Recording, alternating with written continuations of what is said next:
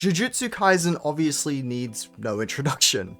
It's a member of the community-coined dark trio of shonen alongside Chainsaw Man and Hell's Paradise. It's one of the most successful new-gen anime manga that's out right now, and it's arguably Studio Mappa's magnum opus in terms of just sheer animation quality. Not to mention, it won a little niche, not so well-known award known as Anime of the Freaking Year for 2023. To put it plainly, I'd be very surprised if you were a fan of anime and manga and you haven't heard of Jujutsu Kaisen. JJK has every reason to be as popular and successful as it is right now, and Gege Akutami, the mangaka behind it, should be incredibly proud of himself for what he's achieved so far with his series. But there is one major flaw that stops Jujutsu Kaisen from being held amongst some of the best in fiction right now. And that one major flaw is probably something that a lot of fans are already acutely aware of. So, I'd ask that you join me as we discuss the limits of the limitless Jujutsu Kaisen. The award for Anime of the Year goes to Jujutsu Kaisen Season 2!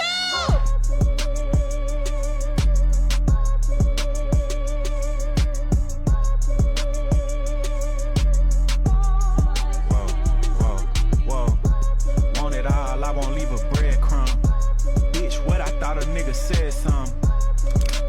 Thought a nigga said some. G-block, all we know is red rum, red rum, red rum, red rum, red rum. G-block, all we know is red rum, red rum, red rum, red rum, red rum. Nigga, all we know is riding in the back, it's a May, it's a May. 32 shots in the K.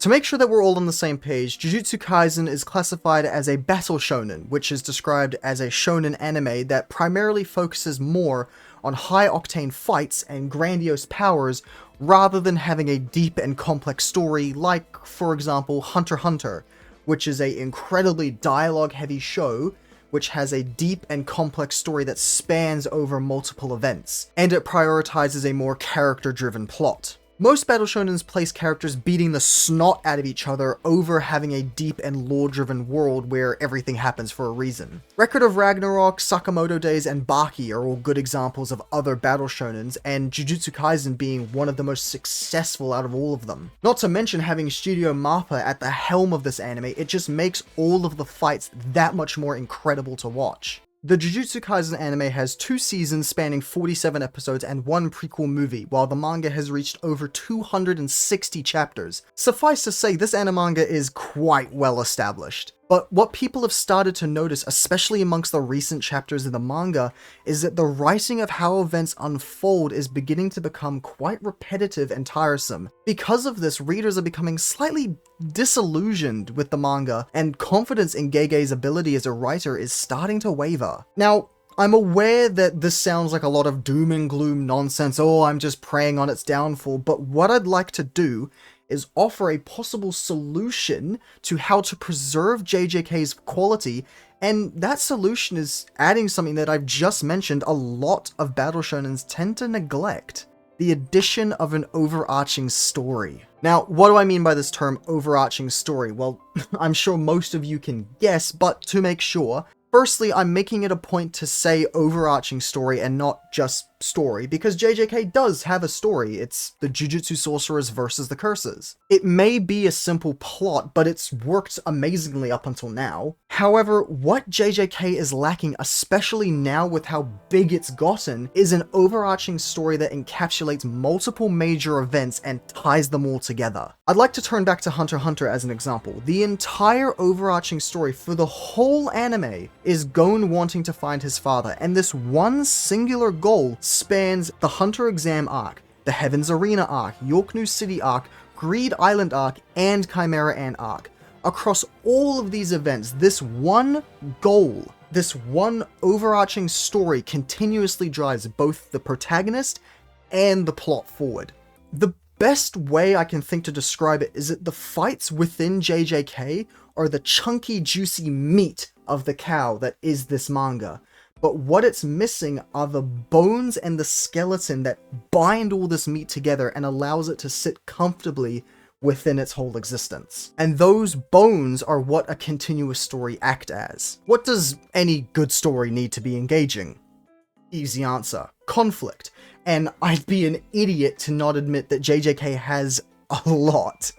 And I mean a lot of conflict. However, even if there is conflict in a story, if there isn't a solid enough foundation for that conflict to exist and build upon, then it doesn't give audiences a good enough reason to be invested in that conflict besides, holy shit, these fights are freaking epic. A great way to put this is the difference between the first 2 seasons of the anime and where the manga is right now. I'll start with where the manga is right now, and I'm going to keep it simple to remain spoiler-free. Don't worry about that. The events of the manga right now are that the large cast of characters are fighting against the main protagonist of the series, Sakuna, the King of Curses. And this guy is stupid overpowered. So overpowered, in fact, that the character that the series has stated multiple times to be the strongest ends up getting his cheeks clapped by this guy.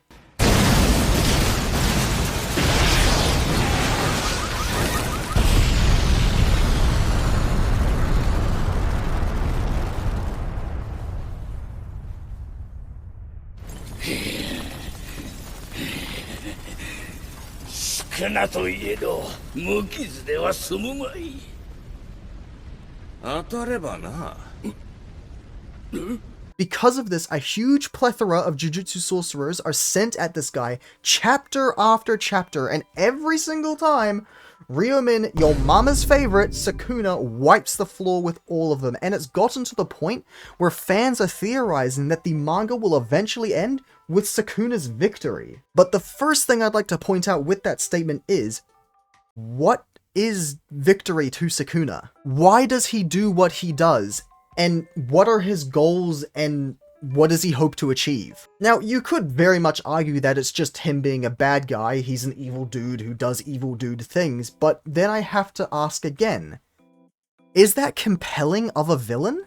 When you put it into perspective, some of the best villains in fiction are ones that the audience are able to relate to and, to an extent, understand why they do what they do. Itachi, Killmonger, Dracula, each of these villains are written in a way that allows audiences to connect with them and get an idea of what their goals and ambitions truly are. It's what makes these characters such compelling and, most importantly, memorable villains. I mean, people still hail these two as among the best villains in their respective franchises, if not just the best outright. The problem with Sakuna and the current writing of Jujutsu Kaisen is that Sakuna fails to deliver as an interesting villain, and without spoiling, too many characters are quickly introduced and then even quicker killed off before the audience are able to form a proper connection with them, while the plot of the manga is simply jumping from fight to fight to fight. There's no connecting tissue between these fights, there's no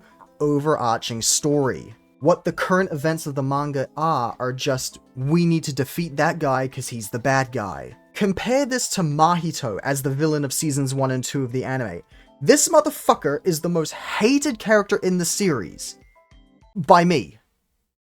I hate him. I hate the way that you walk, the way that you talk. I hate the way that you dress. I say hated not because he's a bad character, quite the opposite in fact. He is such an effective villain and his mindset clashes so strongly with our protagonist Yuji that audiences are able to form such strong opinions of him. While I will admit that his actions aren't too dissimilar to Sakuna in the way that mostly what we see them do is just kill people, what Mahito does infinitely better is act as a challenge to Yuji's ideals and his I will save everyone mindset. Mahito constantly pushes against Yuji and purposely does things to tear this kid down.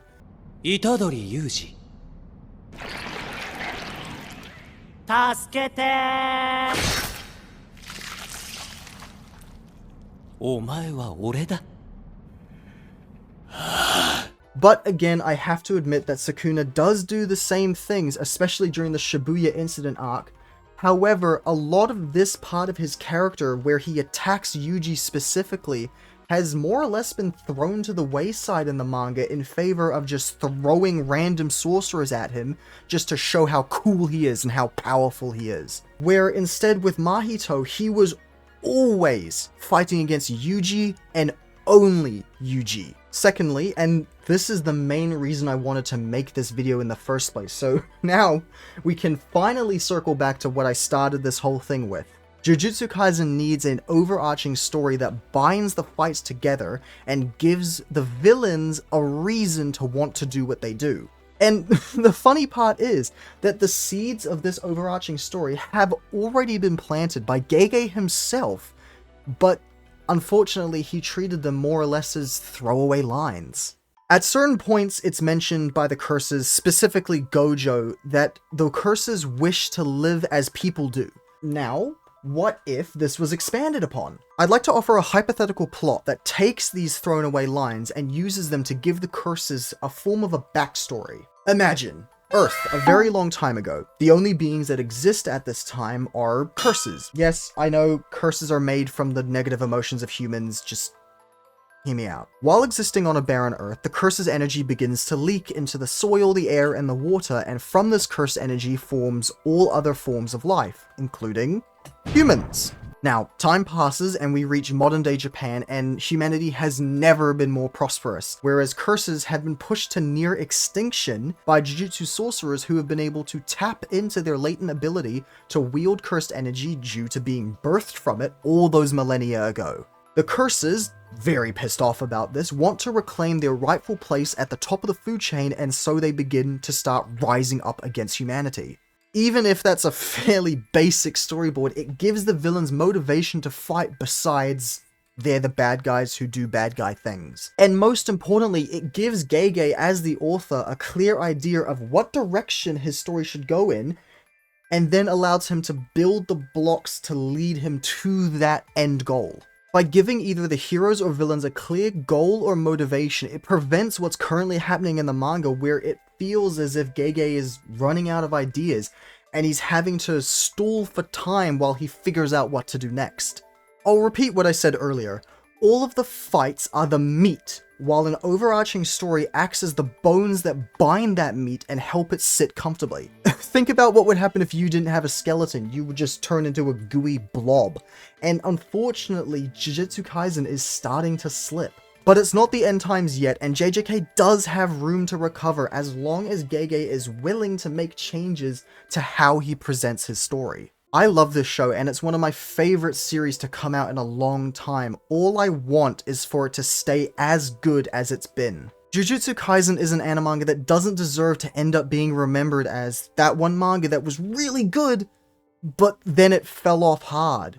As long as Gege is willing to change the way he presents the actual story of Jujutsu Kaisen, he'll be able to guarantee its longevity for the entirety of its duration up until he decides to conclude it. Even if you don't agree with what I've said, I hope that we can all agree that Jujutsu Kaisen is dope as fuck and we all want it to stay dope as fuck. And if making changes to the story is what increases the quality, then I doubt most of us would complain. Do you agree or disagree? Let me know in the comments. I have been Charcoal, and I thank you so much for watching. Leave a like if you enjoyed, and please subscribe if you're into anything anime or movie or film or games, or I could hop on for hours. That's all I've got, and I hope to see you next time. Later!